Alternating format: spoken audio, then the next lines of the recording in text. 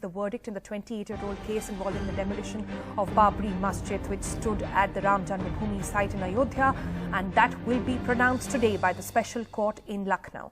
Now, back in 1992, demolition, which had preceded by a series of Rath Yatras by BJP's L.K. Advani, had cost around 3,000 lives and changed the country's political landscape. Now, the accused in this case, which includes senior leaders of the ruling BJP, including party's founder members, Mr. Advani, Murli Manohar Joshi, former Minister Uma Bharti and Kalyan Singh as well. They all are prime accused in this case, but none of the four high-profile will be present in court. Mr. Advani, remember, is 92, Mr. Joshi 86 and are exempted from attending on health grounds. Uma Bharti has contracted the virus and is in a hospital. Kalyan Singh is recuperating from COVID-19 as well. Alok Pandey now joins us to take you through what exactly is expected. Alok, it's a long-awaited justice. You've been talking about whether or not the wheels of justice in this case will move. We know a special court, a special judge has been monitoring this case for all this while. Take us through what exactly is expected, how long can the judgment be, and what exactly happens once the court sits in to declare the judgment today. Well, so as you were pointing out, Sonal, this has been a long, convoluted road to justice. It's taken 28 years coming. This is the first court, and there will be more appeals to whatever judgment comes, of course, especially if there is any kind of conviction, but that we cannot prejudge. Judge S.K. Yadav is the presiding judge who will be handing out the verdict today. He's been the judge hearing Ayodhya matters since 2015. And after 2017, when the Supreme Court of India ordered day-to-day hearings in the case, it's been the only case on his agenda. Judge Yadav retired in 2019, interestingly, but he was given extensions.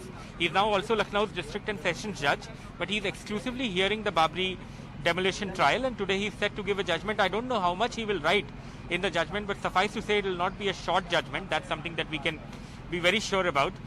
I know we're going to play a story anyway about how the case has progressed over 28 years, but I do want to say that this is a criminal trial, and even in 2019, when the Supreme Court of India gave the judgment in the other suit, the title suit, the Ayodhya title suit, it did point out that the demolition of the mosque was an unlawful act.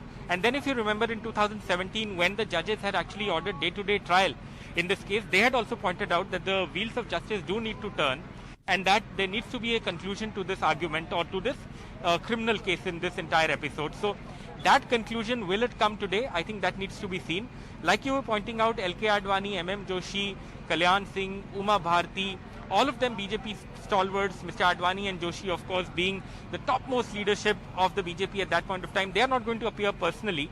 And that's also interesting because otherwise you would have an even larger police and media contingent. But at the moment, that's not the case.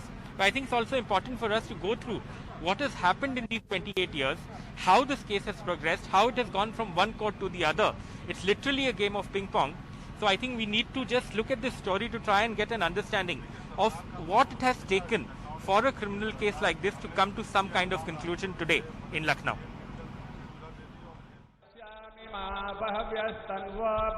2 months ago, a massive event to launch a Ram temple, where once the Babri Masjid stood. Now, will there be justice for the demolition of the mosque?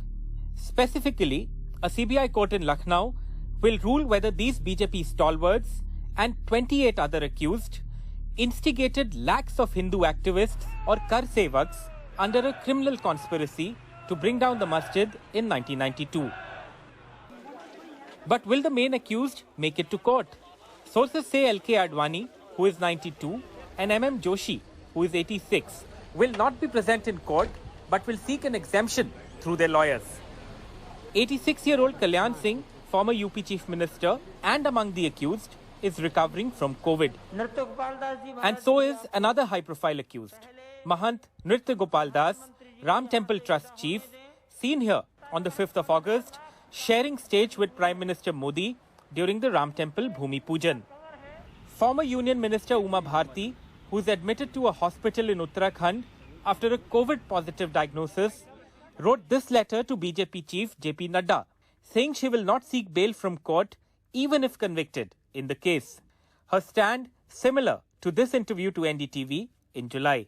हमको ये चीज बिल्कुल महत्व नहीं रखती है कि वहाँ पर क्या होता है, फैसला क्या होता है। मैंने कहा था कि राम जन्मभूमि अभियान में भागीदारी के लिए मुझे फांसी पे भी लटका दिया जाएगा तो मेरी माँ की कोख धन्य हो जाएगी।